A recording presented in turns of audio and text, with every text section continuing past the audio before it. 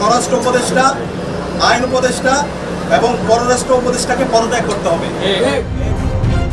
এবার স্বরাষ্ট্র উপদেষ্টার পাশে দাঁড়িয়েই তার পদত্যাগ চাইলেন ডাকসু ভিপি সাদিক কায়েম। ইনকিলাব মঞ্চের আহ্বায়ক এবং ঢাকা ৮ আসনের সম্ভাব্য স্বতন্ত্র প্রার্থী শরীফ ওসমান হাদির উপর হামলার ঘটনায় হামলাকারীদের গ্রেফতার সহ ৩ দফা দাবি বাস্তবায়নের জন্য তিনি প্রশাসনের কাছে সময়সীমা বেঁধে দিয়েছেন।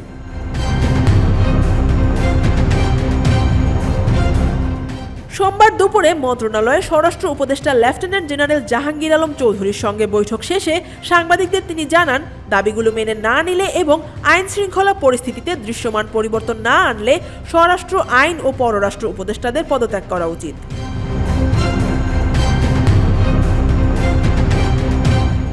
সাদিক কায়েম ৩ দফা দাবি তুলে ধরেন। প্রথমে তিনি বলেন, আমাদের ভাই ওসমান হাদির উপর গুলিবর্ষণের সঙ্গে জড়িত প্রত্যক্ষ হামলাকারী, পরিকল্পনাকারী ও সহায়তাকারী সকলকে গ্রেফতার করতে হবে।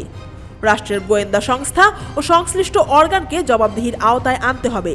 গাফিলতি প্রমাণিত ব্যক্তিদের বিচারের মুখোমুখি করতে হবে। সেই সঙ্গে হামলাকে সমর্থন জোগানো কালচারাল ফ্যাসিস্টদের সামাজিকভাবে সম্পূর্ণ বয়কট করতে হবে।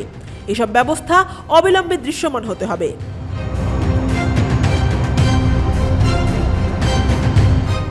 দ্বিতীয় দাবিতে তিনি বলছেন, আগামী ৪৮ ঘন্টার মধ্যে নিষিদ্ধ আওয়ামী লীগের বিরুদ্ধে এলাকাভিত্তিক চিরুনি অভিযান শুরু করতে হবে। সংগঠনের সকল স্তরের সন্ত্রাসীদের গ্রেফতার এবং অবৈধ অস্ত্র উদ্ধার করতে হবে। সরকারের কোনো অবহেলা আর গ্রহণযোগ্য নয়।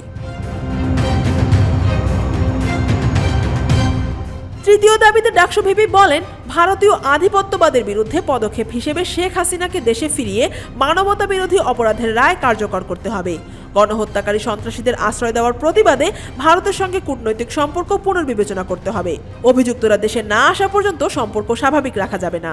ডাকসু ভিপি সাদিক কায়েমের এই আলটিমেটাম দেশের আইন শৃঙ্খলা পরিস্থিতি এবং প্রশাসনের দ্রুত পদক্ষেপের ওপর নতুন করে আবার নজর কেড়েছে।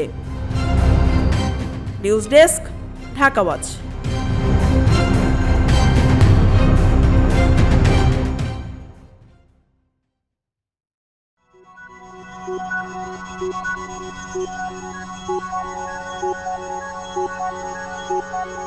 Thank you.